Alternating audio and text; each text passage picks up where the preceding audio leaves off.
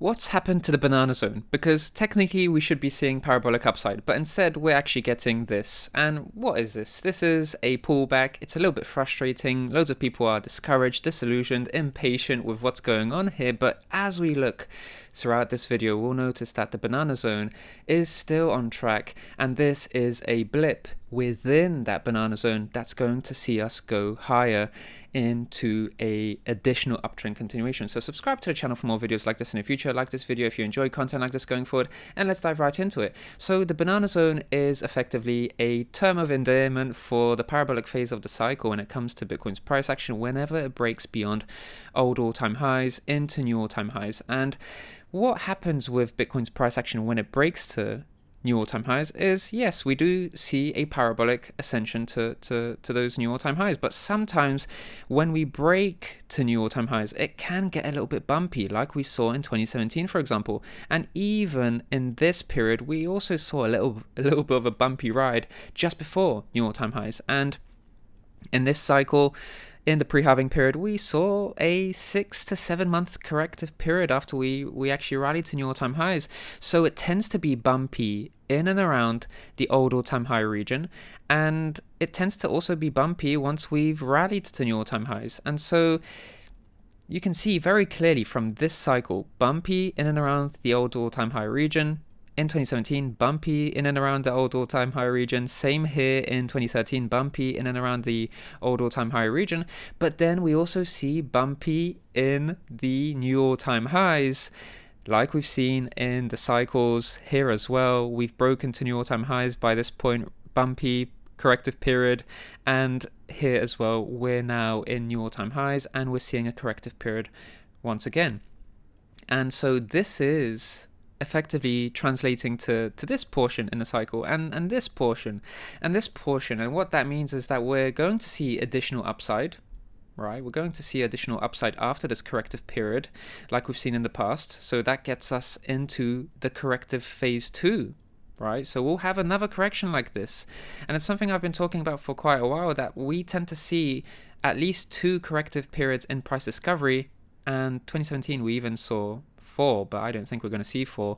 And if we see 3, I'd be quite surprised. If we even see 3, I'm not going to be involved in that third one. But that's a story for another day. That's a strategy discussion. But this is the corrective phase in the cycle in price discovery.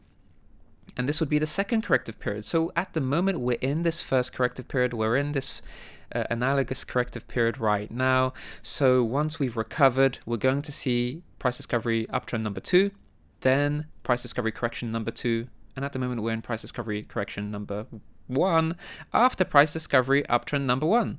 So price discovery uptrend number 1 was here, and then price discovery correction number 1 was here. Price discovery uptrend here, price discovery correction here, and here we saw a price discovery uptrend and then a corrective period, and here effectively we saw a bit of the same as well. But the main takeaway is that across time we tend to see these sort of phases play out, and I just want to showcase to you how that will be playing out, roughly speaking, in this cycle. So we've seen this price discovery uptrend number 1, and now we're still in this price discovery corrective period number 1. But going forward, we're going to see price discovery correction, price discovery uptrend number 2, and price discovery correction number 2 as well. So it's just taking a little bit longer. That's my point. The fact that this corrective period has happened isn't out of the ordinary. What's out of the ordinary is that it's taking longer, but it's going to enable that next price discovery uptrend in the future. And so that's what this chart is effectively showcasing to us, that once this corrective phase ends, we'll see another expansion phase, price discovery number 2, and then that second price discovery correction number 2 as well. And after that correction ends, we'll see that final uptrend into a new all-time high, into probably the bull market peak, in fact. So once we've seen that second price discovery correction, we'll see that final price discovery uptrend, which will be price discovery uptrend number 3. So in a nutshell, price discovery uptrend number 1, price discovery correction number 1, then we'll see price discovery uptrend number 2, price discovery correction number 2, and price discovery correction uptrend number 3. And I don't think we're going to see a price discovery correction number 3. We'd be very lucky if we do see that. I'd not participate actively in that moment because it's just too risky as we get closer to the end of the cycle. So if we look at 2016 and 2017, this was price discovery uptrend number 1, price discovery correction number 1, price discovery uptrend number 2, the correction number 2, uptrend number 3, correction number 3, and then we saw that final uptrend with that 4th correction in the meantime. And these corrective periods ranged from 34% to 34% to 38% to 40% to 30%, really. And maybe this isn't even that first corrective period, because this is like a breakout, post-breakout retest, and then rally. So this is not really a traditional corrective period.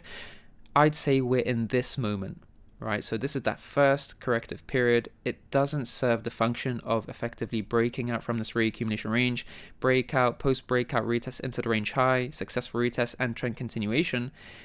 This is your fully fledged price discovery correction. We're just going down for multiple weeks at a time. And I'd say that this 34% correction is what we're seeing right now. But afterwards, we'll see that price discovery uptrend once again. We'll see another corrective period in the future, and we'll probably see another uptrend in the future as well. And how this translates into 2021 is that we've seen a price discovery uptrend take place. That very first one, we saw dips here and there, 16%, 8%, but ultimately we then transitioned into a 31% price discovery correction number 1. And this is where we are, I'd say. And it's a very interesting topic of discussion because some people are saying that we're here. And that's a very interesting topic of discussion. And we'll talk about why you could make a case for this. However, it's light and day clear that we're in the first price discovery correction. And I'll talk to you why. Because when you break old all-time highs and you see the first price discovery uptrend that emerges from that moment, that first price discovery uptrend is the first price discovery uptrend. It's the first uptrend going into price discovery. There's no way around it, right? So when we rally to new all-time highs on that uptrend, and then we experience the first corrective period, the first price discovery correction, then that's the first price discovery correction that comes after the first price discovery uptrend. So we can't say that this is the second price discovery correction like this was the second price discovery correction. Right? Because we saw this first price discovery correction, and then we saw this second price discovery correction, and we actually saw a third price discovery correction. So by all intents and purposes, we're here, effectively. But we'll be talking about this moment in a little bit more detail via the lens of bull market EMAs. And that perspective isn't going to change my thoughts about us being in the first price discovery correction. It's just going to give you a bit more insight into price positioning relative to the bull market EMAs. But before we dive into that, I just want to share with you that 31% pullbacks are normal. We've seen a 31% pullback here. In the third price discovery correction, we saw a 30% pullback also. We saw 55%, so that was deeper than usual. But in 2016, 2017, we saw 34, 34, 38, 40, 30. So on average, some 35% or so. So if we're talking about this current cycle where we're seeing this price discovery correction be 32%, that's still very much in the norm comparing to previous cycles, but it's also still very much the norm comparing to even this cycle. The 32%, 33% pullback that we saw from March to around July-ish, mid-July or so. So this pullback is very much in line with the pullback of the previous cycles and even this cycle as well. Granted, we saw shallower pullbacks early on in the cycle, so as the cycle progresses we see pullbacks that are simply getting a little bit more deep. And if you actually look at 2021, then that's also the case, right? As we get the first price discovery correction, 31%, we mature in a cycle, get that second one, it's a bit deeper, and then that last one tends to be shallow.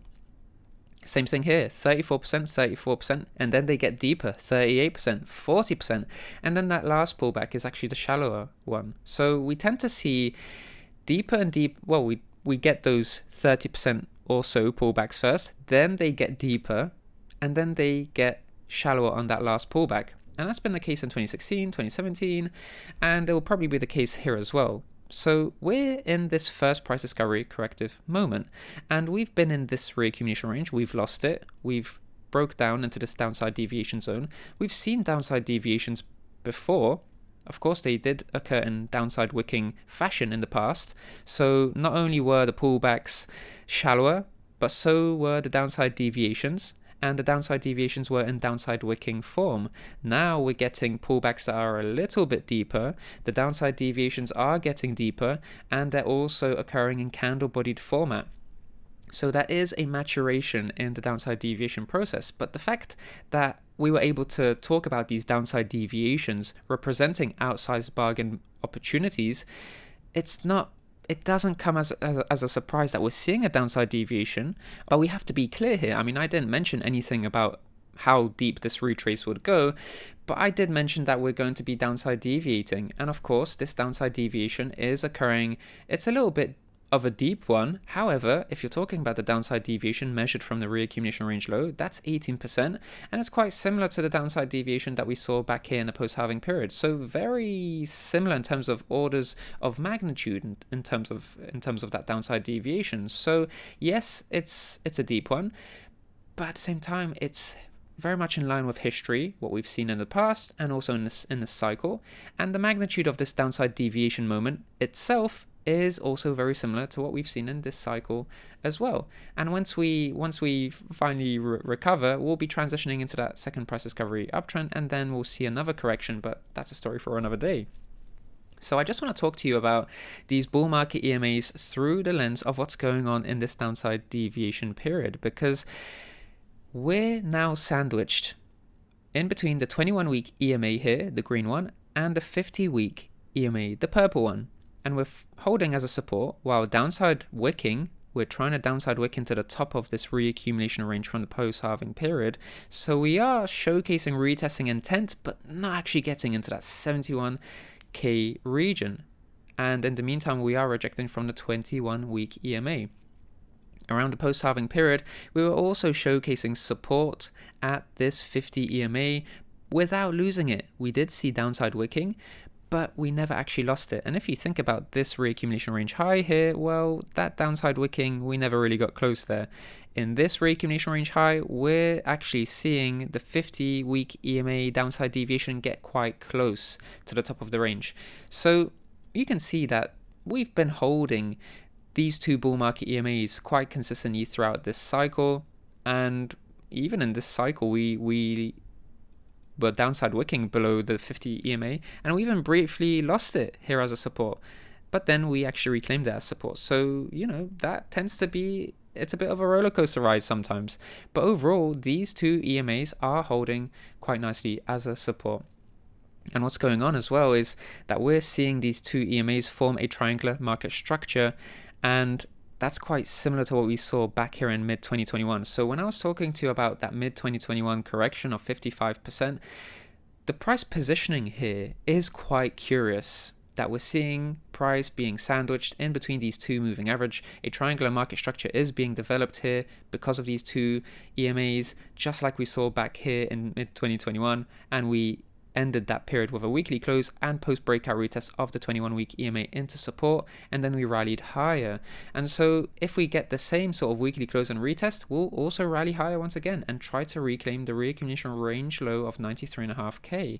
And we're getting quite close to that moment. We're at 85, 86.5 is where that green 21-week EMA resides at the moment. But of course, this isn't an idea that's new, because if you'll see here, from mid-June 2021, that's mid-June 2021, I was talking about mid-2021 and this triangular market structure back in the day, so many years ago, So this isn't a new idea that I've just come up with today. This has been an idea. And what's interesting, actually, I mentioned back in mid-June 2021 that the most likely scenario for Bitcoin leaving this triangle could be sometime in July. And if we go back here, then that breakout, isn't that phenomenal to see? July right there. So we saw that very old prediction. We actually saw a breakout in July. So pretty phenomenal to see that. I expressed my doubts about consolidation lasting until August, which is represented by this, but I digress. That's a prediction from another age. You could say the Stone Age some 4 years ago, but I'm just showcasing that because it just gives you an idea that this sort of analysis tends to work, not just in the past, but I think it's really interesting to be looking at this same analysis going forward. And if history repeats, it'll be pretty cool to see a repeat. And that's why I posted this tweet roughly a month or so ago, and we've been seeing price effectively follow through on those movements between the two EMAs. The 50 EMA is holding, the green EMA is rejecting price. That's been roughly the case back here in mid 2021. You can argue that back in mid-2021, we were really pressing into that 50 EMA. And here we're doing the same as well. It's not as volatile, but in this cycle, we're pressing into the resistance, the 21-week EMA resistance a bit more than we did, although we also saw that intention. So it's not entirely different. Same thing though. This is a confirmation signal to look out for going forward, because that confirmation signal, that's going to see Bitcoin break out from this triangular market structure and will rally to 93.5k. I'm sure we'll also see a bit of a roller coaster around here, so that's also something that probably awaits, but that's another story for another day. But that being said, if you need help with any of this, this can be a roller coaster of a market. There are so many sources out there, doom and gloom, there's over optimism, nothing really in between, and level-headed and unbiased. And if you need a hand, I'm more than happy to help out.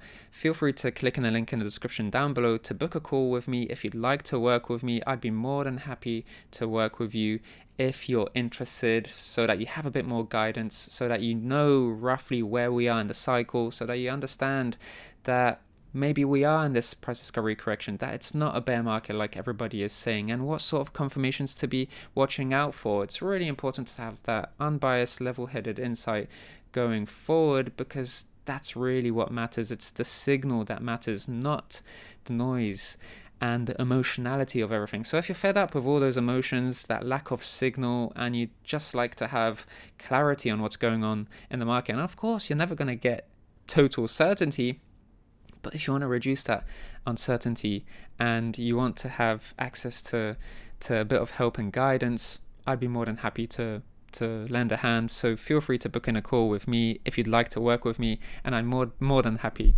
be welcoming you onto a call so that we can talk a bit about what you need, what your problems are, and how I can help you solve them. So that being said, feel free to book in a call in the link in the description down below. But also, if you enjoy content like this going forward, like this video, and of course subscribe to the channel here on YouTube if you haven't already. I'm Rekt Capital. Thanks so much for tuning in to this video, and I'll speak to you in the next one. Speak to you soon.